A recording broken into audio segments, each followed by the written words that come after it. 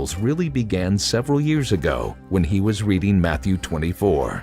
The Bible tells us in Matthew 24, where Jesus is speaking, and he's speaking to his disciples, and he's walking away from the temple.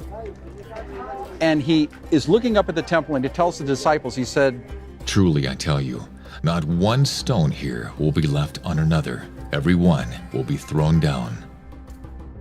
Not one stone. Total annihilation. And that's what we hear from history, that the temple was totally destroyed.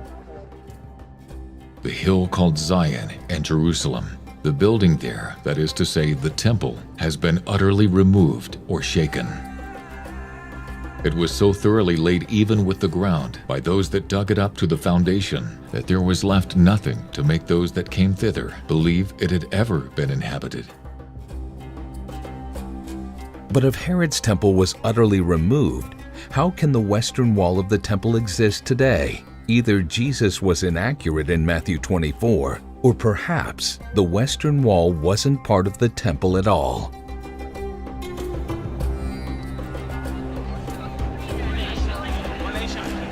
About 63 BC, the Romans took this city.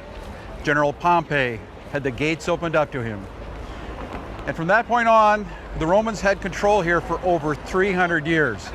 The big question is, where did they stay? No one has ever found one brick that they know of that's from the Roman fortress. I believe it's because it's been on the Temple Mount. That was the Roman fortress. That huge complex, if you look at it today, it is in the same dimensions as many Roman fortresses. So where did the Romans stay? They stayed on the Temple Mount. Locating the Roman fort on the Temple Mount explains how the temple could be utterly destroyed, yet still have remains existing to this day. The Western Wall, instead of being the remains of Herod's temple, may actually be a part of the Roman fort. Eliezer Ben-Jar, the commander of the Israelites taking refuge at Masada, said, "Jerusalem is now demolished to the very foundations, and hath nothing left but that monument of it preserved. I mean the camp of those Romans that hath destroyed it, which still dwells upon its ruins." The traditional view places the Roman fort called the Tower of Antonia at the northwest corner of the Temple Mount. This 3-acre plot supposedly housed the entire 10th Roman Legion. But how large a legion? History tells us that a legion is approximately 6,000 soldiers. With the support personnel, it could reach as high as 10,000 people. If I was in command of the 10th Heavy Roman Legion, sent to Jerusalem to keep the peace, I would have occupied the high ground. I would have put my soldiers on the Temple Mount.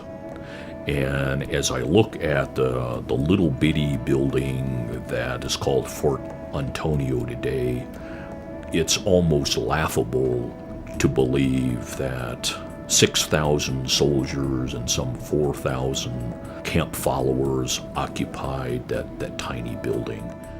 Would Rome, the proud rulers of Europe and the Middle East, be content to locate their fort as an appendage to the Jewish temple? Or would they be more likely to commandeer the entire Temple Mount to build their regional military headquarters? Again, we turn to historian Josephus. Now as to the Tower of Antonia, it might seem to be composed of several cities. For if we go up to this Tower of Antonia, we gain the city, since we shall then be upon the top of the hill. The only location that is on top of a hill and is large enough to house 10,000 soldiers and support staff is the 36-acre Temple Mount. In 333 AD, the so-called Bordeaux pilgrim traveled to Jerusalem and describes what he found. I'm in a high tower about 100 feet high right next to the Church of the Holy Sepulchre, and it's a fascinating place because from this position, the Bordeaux pilgrim said that he looked due east and all he could see was the long wall of a Roman fort. Well, when I look due east of here, all I see is the long wall of the Temple Mount. So what I think the Bordeaux pilgrim was describing was looking at the Roman fort from this spot. fact, that's pretty conclusive. That's what he was looking at, was the Temple Mount complex. Certainly, I believe, was a Roman fortress that housed the 10th Roman Legion. So if historical evidence places the Roman fort on the Temple Mount, why do the majority of people believe that this is where the temple was located? When it was over with and the temple was destroyed by Titus in 70 AD, that it was just like a field with blowing grass. You wouldn't even know that it was there. And so the Jews that were quarantined from Israel for so long, it's hard for them to determine where the temple was. So this has been the place that everybody settled on. In fact, in the 4th century, there was many places that people were trying to figure out, where is the temple really located? People were not sure. One important event that promoted the idea of the Temple Mount being the location of the temple was the invasion of Jerusalem by the Crusaders. And in 1099, there was thousands of Crusaders, and they came and they conquered this Temple Mount complex. And when they went on top of it, there was great carnage. A lot of Jews, a lot of Muslims were killed, and they crawled up on the dome. It wasn't gold then, but they crawled up on that dome area up there, and they ripped off the crescent moon, and they replaced it with a cross, and they called it Templum Domini, which means the temple of God. That, I think, started a tradition. 70 years after the Crusaders conquered Jerusalem, and 1100 years after Herod's temple was destroyed, a Jew from Spain named Benjamin of Tudela visited Jerusalem and wrote that the Temple Mount was the location of the former temples. His emphatic statement seemed to seal the tradition, and from that point on, it has been virtually unchallenged. Well, I believe that this is not the place of Solomon's temples and Herod's temples, but it's actually in the city of David, a few thousand feet south of here. And we're going to go to the city of David right now, and we're going to try and see if that is the true place where God tells us the temples were located. The city of David is a 12-acre plot of land just south of the Temple Mount. We're here in the city of David, and it was back in the 1800s where they established that this was the city of David with the discovery of the Gihon Springs and Hezekiah's Tunnel. When King David arrived in Jerusalem, the city of David was inhabited by the Jebusites. David's men captured their fortress, and 2 Samuel 5:9 says, So David lived in the fortress and called it the city of David. And in the scriptures in 2 Samuel chapter 24, verse 18, it is revealed that David was, after he conquered the Jebusite city, which is right under the city of David, he was required by the Lord to purchase the threshing floor from Ornan the Jebusite. And then in 2 Chronicles chapter 3, verse 1, we see that Solomon, it says that Solomon first began to build the house of the Lord by the threshing floor that was purchased from Ornan the Jebusite. Solomon's temple was in the city of David, at the Jebusite fortress. I can't see how you can argue with 2 Chronicles 3:1. If we're going to take the Bible at face value, that's where Solomon's temple was. The city of David is also referred to as Zion. 2 Samuel 5:7 says, David captured the fortress of Zion, that is, the city of David.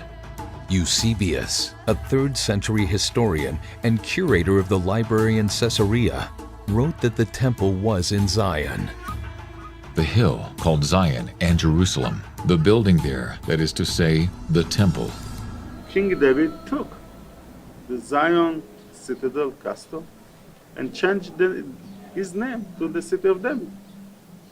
It means Mount of Zion is the city of David, or Citadel of Zion is the city of David.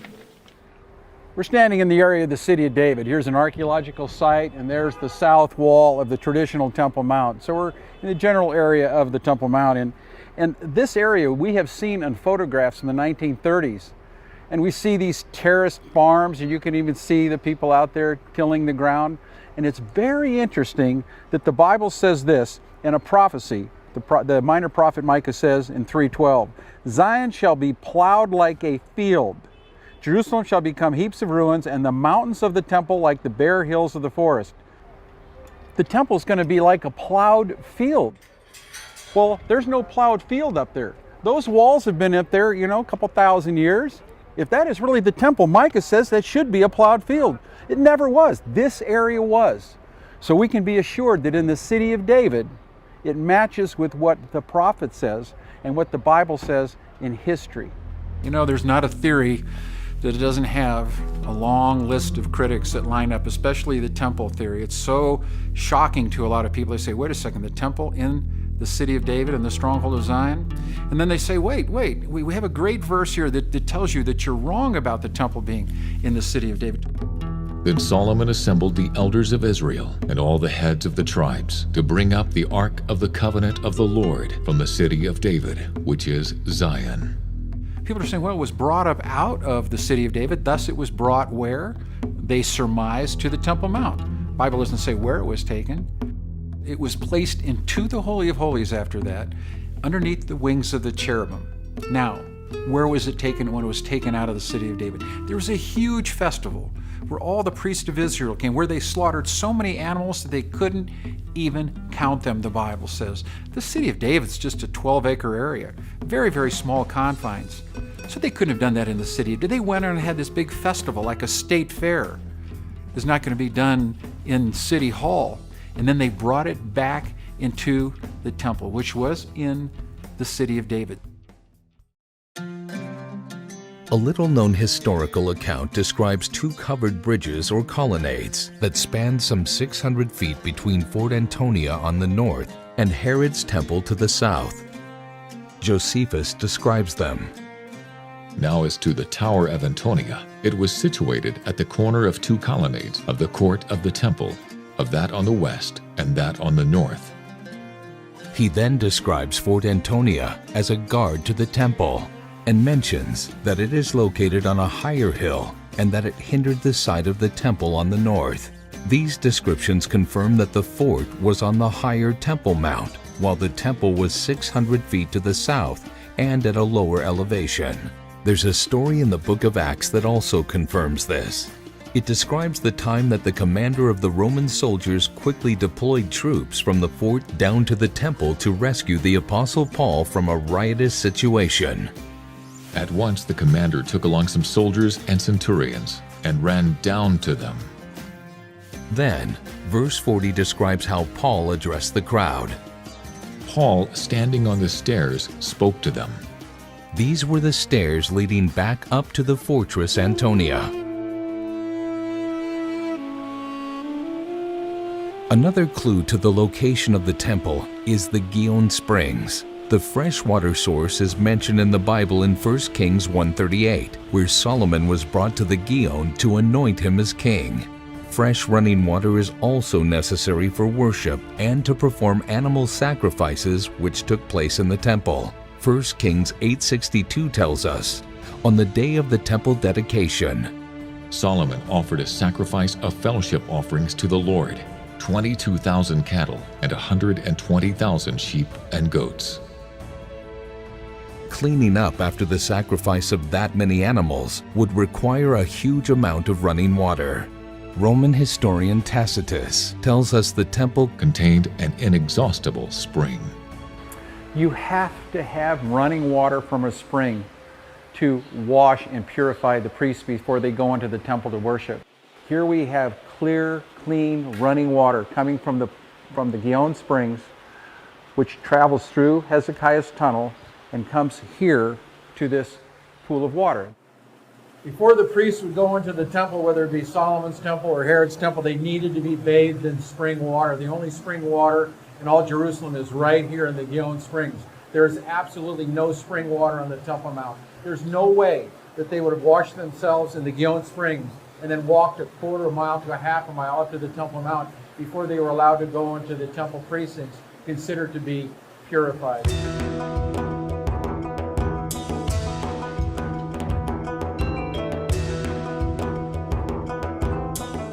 tradition, when valued higher than evidence, can be a stumbling block to finding the truth. But tradition can also provide valuable clues when accompanied by scriptural, historical, or physical evidence. So local traditions need to be considered in our search for the temple location. I've been a tour guide here for more than 13 years, and there's some amazing things that we're discovering now that are to the south of the Temple Mount area, where we believe we found the Temple of Solomon, which is going to be to the southern part. And Solomon's temple is possibly really in this area, close to the city of David. We know from all my life that the temple it's in this area. Nobody say that the temple it's under the mosque. Nobody say that the temple here in the corner, and nobody say the temple here. But all the people who understand in these things, they say the temple it's under the city of David. This is the city of David. The city of David. Okay.